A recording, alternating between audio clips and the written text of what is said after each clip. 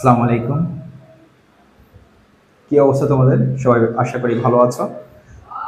তো তোমাদের প্রথম ক্লাসে আমি আইসিটির 3 নম্বর অধ্যায়ের যে প্রথম অংশ রূপান্তর, সবচেয়ে গুরুত্বপূর্ণ টপিক ছিল রূপান্তর, এই টপিক নিয়ে আলোচনা করেছিলাম।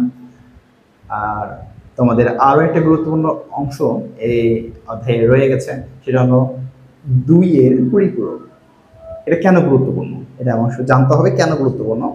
তোমরা যদি বোর্ড কোশ্চেনগুলো একটু অ্যানালাইসিস করো, দেখো, তাহলে দেখতে পারবা 3.1-এর বা প্রথম অংশের 3য় অধ্যায়ের এই রিলেটেড টপিক কোশ্চেনগুলো অনেকগুলো আছে। বলতে পারো প্রায় 80 কি 90% কোশ্চেন তোমরা 2-এর পরিপূরকের উপর পাবা। বুঝতেই পারছো এই টপিকটা তোমাদের জন্য কতটা ইম্পর্টেন্ট হতে যাচ্ছে। অবশ্যই এটা মনোযোগ দিয়ে তোমরা ক্লাসটা ফলো করো। আর এই ক্লাসটা ফলো করলে আমি আশা করছি রূপান্তর নিয়ে তোমাদের কোনো রকম আর সমস্যা থাকবে না। 2-এর পরিপূরকের ফার্স্টে আমাদেরকে জানতে হবে পরিপূরক জিনিসটা কি, আর এটাকে কি করলে আমরা সলিউশন করতে পারবো, আর কোন সংখ্যাটা পরিপূরক করা লাগে আর কোন সংখ্যাটা পরিপূরক করা লাগে না, এই জিনিসটা মাথায় রাখতে হবে। তোমাদের মনে রাখার বিষয় হলো এই পরিপূরক সবসময় তোমাদের যেটা ঋণাত্মক সংখ্যা, এই ঋণাত্মক সংখ্যারই পরিপূরক করতে হয়। ধনাত্মক সংখ্যার কোনো রকম পরিপূরক করা যাবে না। পরিপূরক বলতেই কি বোঝো? ঋণাত্মক সংখ্যা, এটা মনে রাখবা। এর বাহিরের টপিকগুলো আস্তে আস্তে দেখো, বোঝো। দেখো, আমি ফার্স্টে একটা এক্সাম্পল দেখে নেব। এক্সাম্পলটা হলো সাপোজ ফর 35, এটা একটা ডেসিমেল নাম্বার। বলছে এখান থেকে তোমাদের 25 বিয়োগ করতে বলছে। তো এই বিয়োগটা আমরা করব পরিপূরকের মাধ্যমে। ডেসিমেল নাম্বার আমরা জানি, আমরা যাবতীয় যে হিসেব নিকেশ, রোল নাম্বার, টাকা পয়সার হিসেব, বাস্তব জীবনে যে সংখ্যাগুলো ব্যবহার করি সবগুলো ডেসিমেল নাম্বারে ব্যবহার করে থাকি। সবচেয়ে মজার বিষয় হচ্ছে পরীক্ষার কোশ্চেনে কি এত সহজভাবে তা থাকবে? এই জিনিসটা না। পরীক্ষার কোশ্চেনে তোমাদের ডেসিমেল উল্লেখ করা থাকবে না, বিভিন্ন রকম নাম্বার থাকতে পারে, বা ডেসিমেলও থাকতে পারে, অন্য কোনো হেক্সাডেসিমেল নাম্বার থাকতে পারে, বাইনারি থাকতে পারে, অক্টালে থাকতে পারে। তাহলে এই ক্ষেত্রে তোমরা কি করবা? পরিপূরক করতে বলে অবশ্যই ফার্স্টে যে নাম্বার যেখানে থাকুক তোমাদের কাজ হবে রূপান্তরের মাধ্যমে এটাকে ডেসিমেলে রূপান্তর করা। আমার কথা কি বুঝতে পারছো তোমরা? তো এই নাম্বারগুলো যেখানেই থাকুক, যেখানেই দেওয়া থাকুক, তোমাদের প্রথম কাজই হবে এগুলোকে রূপান্তর প্রক্রিয়ায় ডেসিমেল রূপান্তর করা, তারপর পরিপূরক করা। ঠিক আছে? তো আমরা দেখব এখানে 35 হলো একটা ধনাত্মক সংখ্যা যার সামনে প্লাস রয়েছে, আর 25 হলো একটা ঋণাত্মক সংখ্যা। তাহলে আমি বলছি প্রথমেই আমাদের ঋণাত্মক সংখ্যা পরিপূরক করতে হবে। আমি তোমাদেরকে বলছি যে ঋণাত্মক সংখ্যা পরিপূরক করতে হবে। ঋণাত্মক সংখ্যা হলো 25, তাহলে এটার পরিপূরক করা যাবে না। তাহলে এটাকে আমরা কিভাবে লিখতে পারি সেটা আমরা দেখে নেব। তাহলে এইটার যেহেতু পরিপূরক করা যাচ্ছে না, এইটার আমি 8 বিট রেজিস্টার বের করে নেব। কয় বিট রেজিস্টার বের করবো? 8 বিট। 8টা, এটার জন্য আমি 8টা বাইনারি মান বের করব। দেখো 3510 এর 8 বিট রেজিস্টার।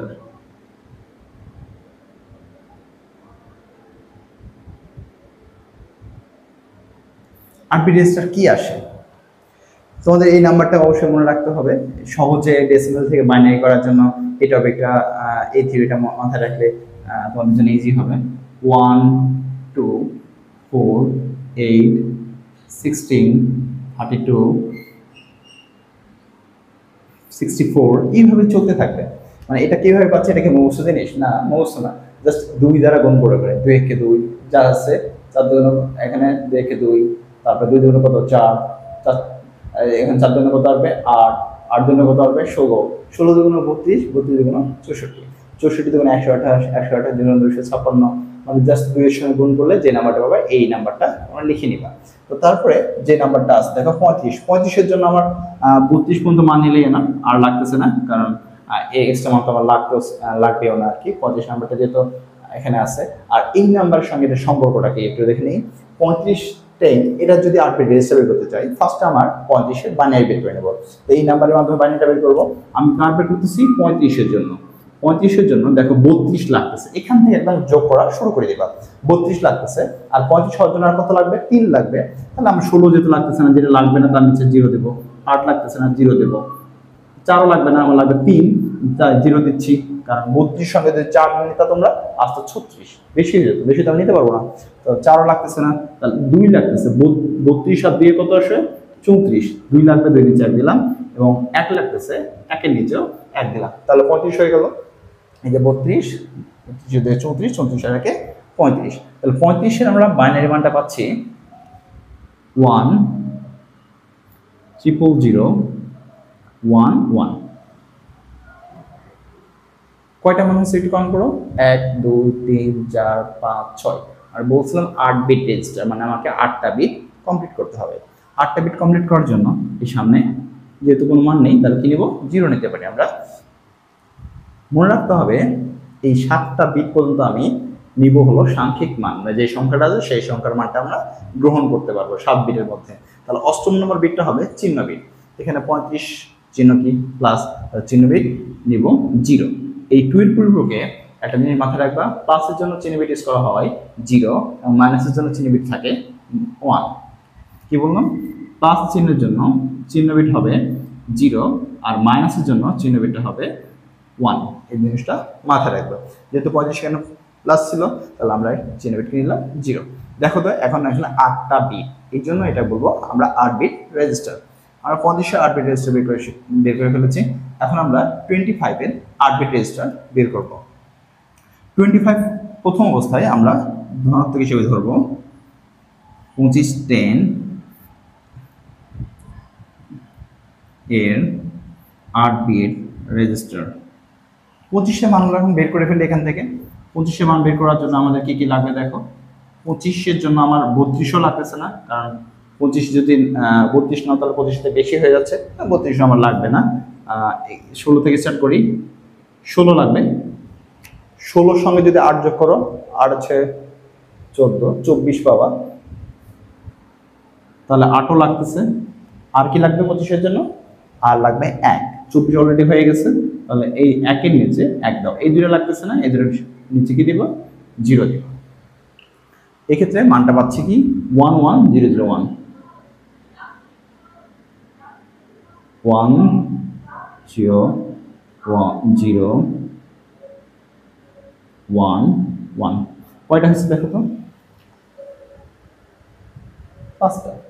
আমার 8 বিটের জন্য আর কয়টা মান লাগবে? আর মান লাগবে 3টা। 3টা যেহেতু মান লাগবে, আমি 7 বিট পর্যন্ত সাংখ্যিক মান নিলাম। কারণ চিহ্ন বিট আমি এখানে তো জানি চিহ্ন বিট এখানে মাইনাস না, কিন্তু প্রথম অবস্থায় এটা প্লাস হিসেবে কাউন্ট করব। মনে করবো যে এখানে কি আছে প্লাস 25, প্লাস হিসেবে কাউন্ট করব। তাহলে এক্ষেত্রে এখানে চিহ্ন বিটটা আমি কি দেবো? আমি জানি প্লাসের জন্য কি দেবো? 0। কিন্তু যদি আমরা প্লাস ধরে নিচ্ছি, কিন্তু 25 তো প্লাস ছিল না, 25 ছিল মাইনাস, ঋণাত্মক মান। তা এই ক্ষেত্রে ঋণাত্মক মানে আমি বলছিলাম পরিপূরক করতে হবে, 2 এর পরিপূরক করতে হবে। 2 এর পরিপূরক করার আগে তো 1 এর পরিপূরক করতে হবে। 1 এর পরিপূরক জিনিসটা কি সেটা একটু দেখে নিই। 1 এর পরিপূরক খুবই ইজি। 1 এর পরিপূরক বা 1s কমপ্লিমেন্ট,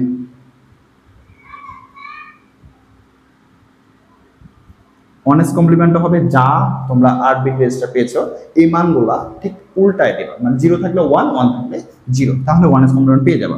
তাহলে 0 এর বিপরীত কি 1, 0 এর বিপরীত 1, 1 0 0 1 1 0। এটা হলো 1s কমপ্লিমেন্ট। এই 1s কমপ্লিমেন্ট পাইছো, কিন্তু আমার দরকার হলো 2s কমপ্লিমেন্ট, 2 এর পরিপূরক। এর জন্য আমার এই মানটার সঙ্গে 1 যোগ করে দিতে হবে। কি করব? আমরা যে 1s কমপ্লিমেন্ট যে মানটা পেয়েছি এই মানটার সঙ্গে 1 যোগ করলে আমরা 2s কমপ্লিমেন্ট পাবো।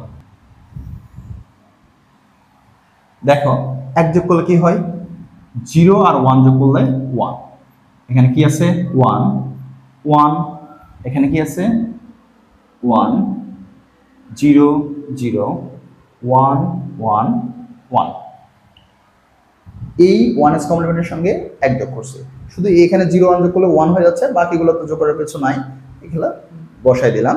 তাহলে মানটা পাইলাম 2s কমপ্লিমেন্ট। এখন যে মানটা পাইছে কি 2s কমপ্লিমেন্ট কার? 25 এর। লক্ষ্য করো অটোমেটিকলি কিন্তু চিহ্ন বিট 8 নম্বর বিটটা 1 হয়ে গেছে। আমরা জানি 1 থাকলে চিহ্ন বিট যদি 1 থাকে তাহলে এটা বলতে হবে কি মাইনাস। এটা কি মাইনাস। তাহলে এখানে মানটা আসতেছে -25 10। এটা কি পাইলাম? 2s complement.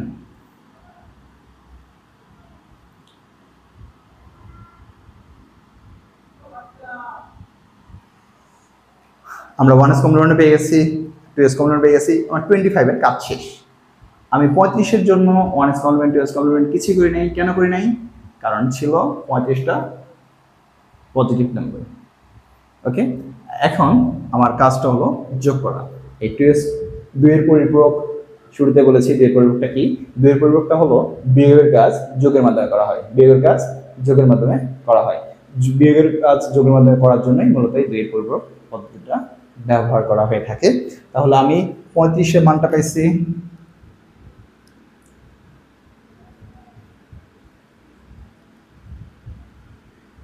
0010011।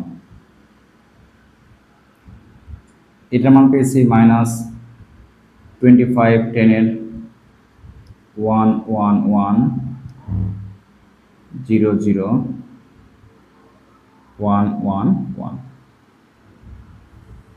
কি করব এখানে? আমরা যোগ করব। বলে দিয়েছি বিয়োগের কাজ যোগের মাধ্যমে করাই হলো কি 2 এর পরিপূরক। তাহলে এই ক্ষেত্রে 1 আর 1 যোগ করলে কত আসবে? একের একে হয় 2। বাইনারি যোগের ক্ষেত্রে যে রুলসটা আছে, একের একে হয় 2, কিন্তু 2 বেসের সমান, তাহলে এটাকে ধরতে হবে 10, মানে হাতে 0 আর থাকবে 1। আবার দেখো একের একে হয় কত? 2, 2 এর একে 3, 3 মানে এখানে একের একে 10 ধরতে হবে, 2 এর জায়গায় 10 আর 10 এর একে 11, 11 এর 1 হাতে থাকবে 1। তার এখানে আসবে একের একে 10, 10 এ 0 হাতে থাকে 1, 0 এর একে 1, 0 একের একে 10, 10 এ 0 হাতে থাকে 1, একের একে 10, 10 এ 0 হাতে থাকে 1, একের একে 10, 10 এ 0 হাতে থাকে 1। বাইনারি যোগটা হলো যদি সংখ্যা দুটো যোগ করে 2 এর সমান হয়, বেসের সমান হয়, তাহলে ওইটাকে তার যোগফলটা হবে 10 ধরা লাগে। 10 ধরা বলতে এখানে 0 থাকবে আমার সাম আর ক্যারি থাকবে 1। বিষয়টা এমন 1 যোগ 1 একের একে 2 হওয়ার কথা, 2 এর জায়গায় আমি যেহেতু বেসের সমান, তাহলে এটাকে ধরবো 10, 10 এর 0 সাম আর ক্যারি হিসেবে থাকবে 1। যদি 1 আর 0 যোগ করো আসবে 1, 0 আর 1 যোগ করো তাহলে আসবে 1, আর 0 0 যোগ করলে আসবে 0, 111 যোগ করো তাহলে আসবে 3টা 1, তাহলে আসবে 1 আর ক্যারি থাকবে 1। ঠিক আছে, বোঝার সুবিধার্থে একের এক মনে রাখবা 10, 10 এ 0 আবার বলাচ্ছি, 10 এর 0 হাতে থাকে 1, একের একে 10, 10 এর একে কত? 11, 11 এর 1 হাতে থাকে 1, একের একে 10, 10 এ 0। এইভাবে যোগটা শেষ করে ফেলবো। লক্ষ্য করো এখানে যে মানটা পেয়েছি, আর 35 থেকে 25 বাদ দিলে কত থাকে? 10। এই অংশটা লক্ষ্য করো, অষ্টম নম্বর বিটটা হলো চিহ্ন বিট। এটা কি বিট? চিহ্ন বিট। এটা উল্লেখ করে দিবা, লিখবা এটা চিহ্ন বিট। আর এই যে এক্সট্রা আরো একটা বিট পেয়ে যাচ্ছ, এই বিটটার নাম ক্যারি বিট। ক্যারি বিট মনে রাখার বিষয়, এই ক্যারি বিটটা আমার অ্যান্সারের সঙ্গে যাবে না, ক্যারি বিটটা আমি গ্রহণ করতে পারবো না। ক্যারি বিট বাদ দিয়ে মানটা থাকে 0 0 0 0 1 0 1 0। লক্ষ্য করো অষ্টম নম্বর বিট 0, তাই এটার মানও কত? ধনাত্মক সংখ্যা প্লাস। যদি এখানে অষ্টম নম্বর বিট মাইনাস হতো তাহলে এখানে মান পাইতে 1 হতো, তাহলে এখানে পাইতাম আমি মাইনাস। তাহলে অ্যান্সারটা আমি লিখতে পাচ্ছি 10 10 নম্বর, যার বাইনারি মান হলো 1 0 1 0। সামনে জিরোগুলো ভ্যালু নেই, জিরোগুলো আমি দিতে পারি, আবার চাইলে নাও দিতে পারি। এটা আমার মূলত অ্যান্সার। যদি কোশ্চেনে এরকম দেওয়া থাকে 35 10 মাইনাস এখান থেকে 25 10, যেটা ডেসিমাল নাম্বার 2 এর পরিবর্তের মাধ্যমে আমাকে বিয়োগ করতে হবে, যোগের মাধ্যমে বিয়োগের কাজ আর কি, যেটা বলা হয় বিয়োগের কাজ যোগের মাধ্যমে করা, এটাই তো 2 এর পরিপূরক। এক্ষেত্রে আমি বলছি 35টাকে যে ধনাত্মক নাম্বার, এটা জাস্ট 8 বিট রেজিস্টার বের করে নেব, আর 25 এটা ঋণাত্মক নাম্বার ছিল, এটা 8 বিট রেজিস্টার বের করার পর তাহলে ঋণাত্মক নাম্বারের আমার কমপ্লিমেন্ট করতে হবে, 2 এর পরিপূরক করতে হবে। এক্ষেত্রে 1s কমপ্লিমেন্ট করছি বিপরীতকরণ করে দিয়ে, এবং 1s কমপ্লিমেন্টের সঙ্গে 1 যোগ করছি, তাহলে হয়েছে কি 2s কমপ্লিমেন্ট। ঠিক আছে, এই মানগুলো যখন আমি বাইনারিতে যোগ করে দিছি, টোটাল ফলাফলটা আমি পেয়ে গেছি। আমি তোমাদের জন্য কিছু হোমওয়ার্ক দিয়ে দিচ্ছি, এগুলো তোমরা প্র্যাকটিস করে দেখো পারো কিনা, অবশ্যই আমাকে জানাবে পরে।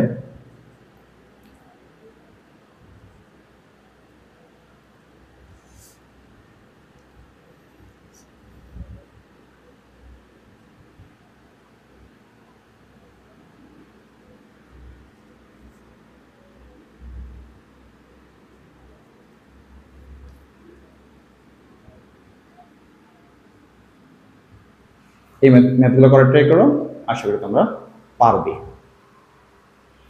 ধন্যবাদ সবাইকে, ভালো থাকবে। আবারও তোমাদের সঙ্গে দেখা হবে পরবর্তী কোনো ক্লাসে।